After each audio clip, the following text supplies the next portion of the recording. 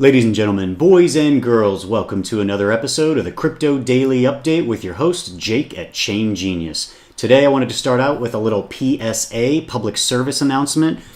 If you have a Ledger hardware wallet, I highly recommend one. If you don't have one, to get one. Don't leave your money on exchanges, all that good stuff. But two, if you do have one, I highly suggest that you go and update it to the most recent version of the firmware, 1.4.1. It'll take you a couple minutes, and you might have to delete some of the apps that are already on your Ledger, but it does a lot of things. It solves a security flaw, that's the main one, but it also allows you to load up to 18 apps simultaneously. Previously, you could only have 4 or 5 at a time, which meant if you have a lot of coins, swapping back and forth, super annoying, awesome update. Moving on, let's talk about the markets today, and there's blood in the water. Market cap finally dropped below 400 billion, driven by a bunch of reds across the board. And I originally would have said I don't know what's going on, but it looks like, we're talking red all the way down. So pretty much if you have any crypto, you are not doing well. Some are faring better than others. But one of the things that might be providing this downward push that we're seeing is that the trust that's handling the Mt. Gox payout has disclosed that they have sold $400 million worth of Bitcoin and Bitcoin Cash over the past couple of months since late September. And they are now sitting on roughly a small sum of $1.9 billion worth of tokens. What's really fun is they also got that Bitcoin Cash fork out of this. So it's not surprising to see that there's going to be a little downward pressure. The rest of the market I can't really comment on. This is probably going to be impacting it. They haven't disclosed how they're selling these Bitcoin, but they're selling them off. It's at least a somewhat noble reason. They're selling them off in order to get liquidity to pay back creditors that lost money in the Mt. Gox hack. The other primary reason that the market's probably taken a dump today is because Binance was alleged to have been hacked. It started with a Reddit thread, it looks like a couple of hours ago, where someone claimed all their alts were traded into Viacoin at market rate, and Binance has basically determined that all the funds are safe. They stopped withdrawals while they did a deeper dive investigation, but it looks like only victims that have been confirmed so far are ones that have registered API keys and were using trading bots. My guess, it was most likely some of the public trading bots like ZenBot or Gecko and a few of the others that are out there. If you're going to use a bot, be extremely careful because there's no telling who's actually controlling and accessing said bot unless you're a developer and you've looked in the code, because those bots have direct access to your wallet on the exchange. So that combined with the big sell-off from the Japanese Mt. Gox trust fund is probably causing everyone to freak out, and that's what you're seeing reflected in the market. Moving on to the meat of today's episode, a recent article on CoinDesk from yesterday stated that FinCEN, which is the Financial Crimes Enforcement Network, has decided that money transmitter rules apply to ICOs. And some of the key takeaways from this is that under this interpretation of the law, a group that conducts an ICO that involves U.S. residents and hasn't registered with FinCEN as a money transmitter and adhering to KYC, Know Your Customer regulations, might be charged with felony crimes under law. Fun stuff. CoinCenter later told CoinDesk in an email that they don't agree with this assessment and believe it should be open to a rulemaking process. What's interesting about this is that the sale of an ICO token would be forced.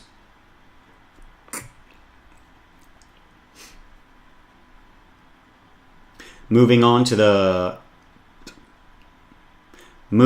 meat of today's episode, FinCEN, which is the Financial Crimes Enforcement Network, recently stated money transmitter rules apply to all ICOs. Drew Maloney explained that both developers and exchanges involved in the sale of an ICO-derived token would be liable to register as a money transmitter and comply with relevant AML, anti-money laundering, and KYC rules.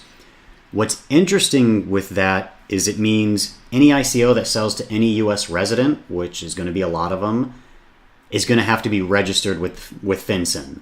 And I think that's going to be a hard sell. But CoinCenter later told CoinDesk where this article was found, that they don't agree with that assessment and actually believe that such a decision should be subject to an open rulemaking process. Coin Center, you say? Here's the article that they're referencing, where FinCEN raises a major licensing problem for ICOs in a letter to Congress. So far, none of this is legally binding. There's no laws that have been passed yet.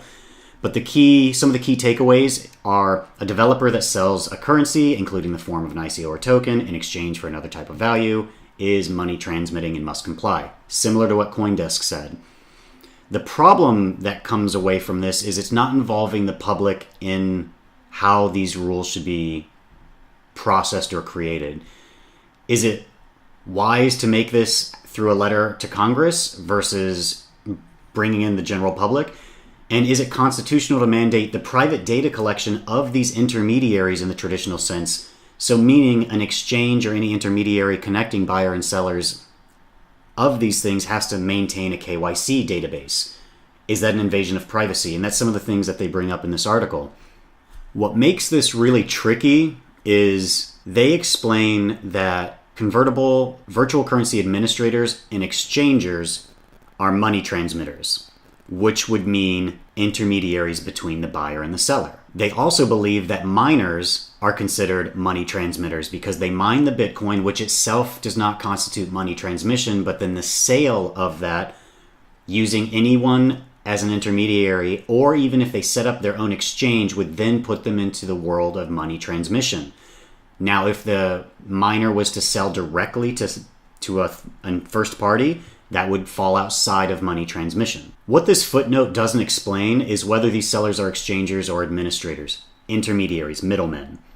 And as Coin Center described in a 2015 paper, there's a couple reasons why a developer selling a token is not an administrator.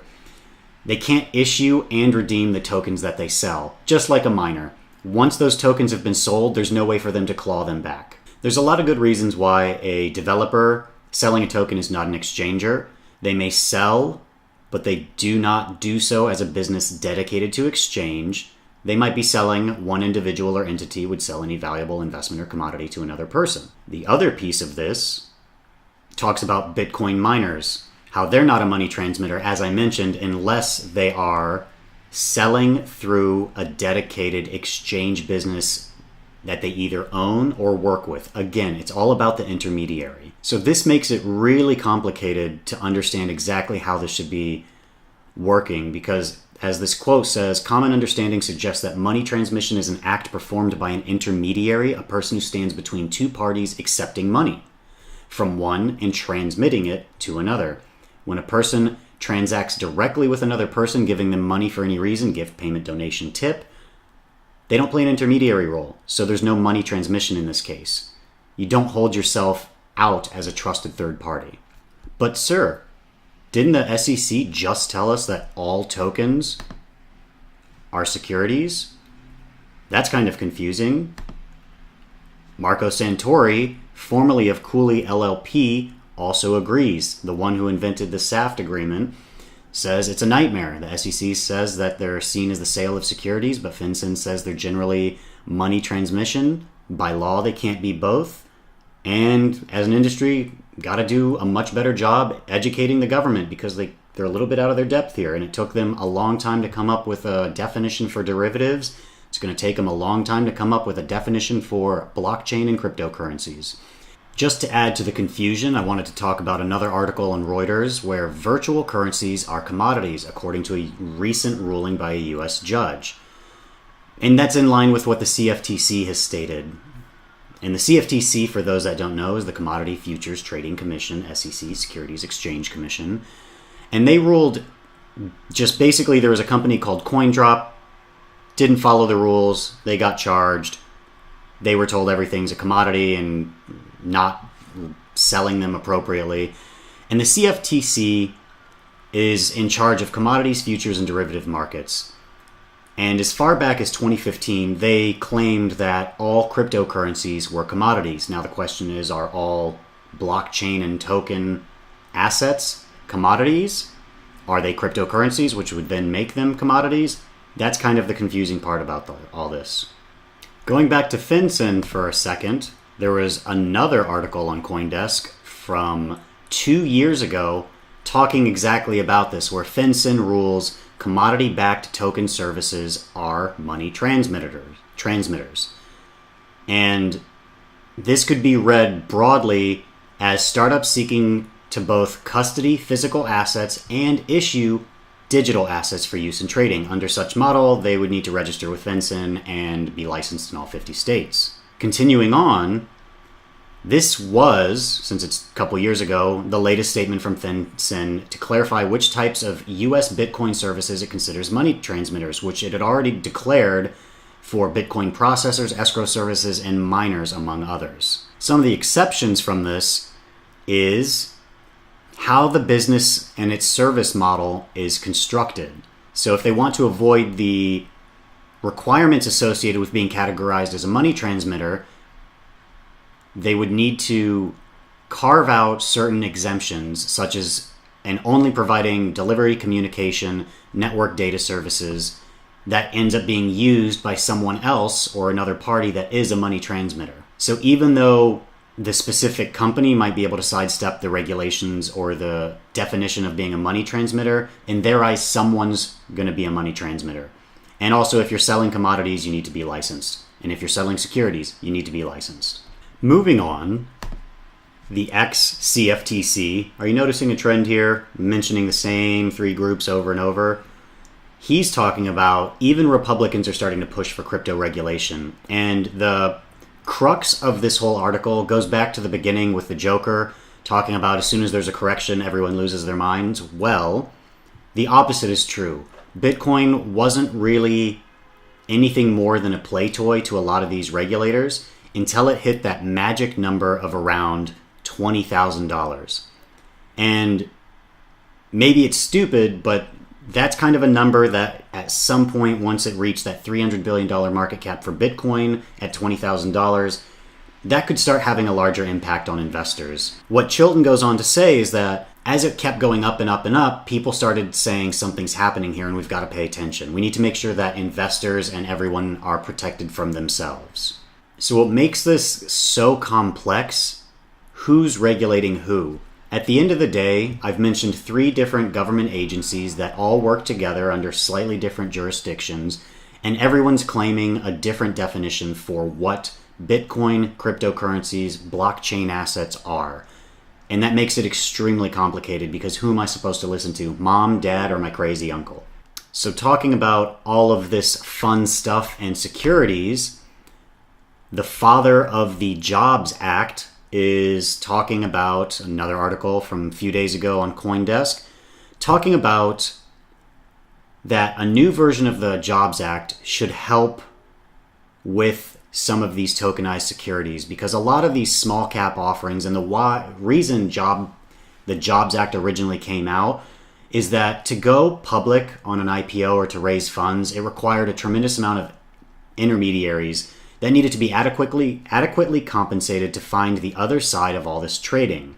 And when you deprive that marketplace of oxygen that's required to sustain it, you end up with erosion in the whole ecosystem of supporters. Basically, it's expensive as hell to raise money. It's expensive as hell to go into an IPO because there's a ton of people putting their hands in the cookie jar. And if there was a way to remove those intermediaries, I wonder if there's a technology to do that, maybe blockchain, it would be much more cost effective. And he continues talking about today, trusted third-party intermediaries provide the credibility in these marketplaces. If all that got moved onto the blockchain, they would disappear, so trusted banks and intermediaries would no longer be needed. Going back to the SEC, because it looks like the SEC is coming after online platforms for trading digital assets, basically the exchanges. And this comes back to the topic that's kind of been covered throughout this video. If you're using an intermediary to move something between a buyer and a seller with another party, that comes down to if it's a commodity, you need to be licensed. If it's a security, you need to be licensed. And depending how it's done, it might be money transmission as well. So the theme here, going across the various definitions as well as the potential Jobs Act upgrade and moving to a blockchain, is cutting out intermediaries, because if you could have trust between a buyer and sell directly, all the intermediaries go away, which means a lot of the regulation changes definitions. That being said, depending on what type of security or commodity, you may not be able to sell directly to another buyer or seller. There's still going to be paperwork involved. But blockchain helps alleviate a lot of that. And it also puts a lot of money back into the ecosystem because a lot of those intermediary middlemen are no longer going to have their hands in the cookie jar. And the last little thing I wanted to talk about today is former Bitconnect investor and promoter Trayvon James is now talking with the FBI amid selling and promoting an unlicensed security. Surprise, surprise. And although he claims he didn't know much about what was going on and there's no proof, which means he may or may not get in trouble, it's good to see the FBI is actually stepping in and doing something, because although I think everyone was an idiot that put all their money into Bitconnect, you should know better. At the same time, for those that were taken advantage of, I do think there should be some sort of recourse for those parties, if at all possible.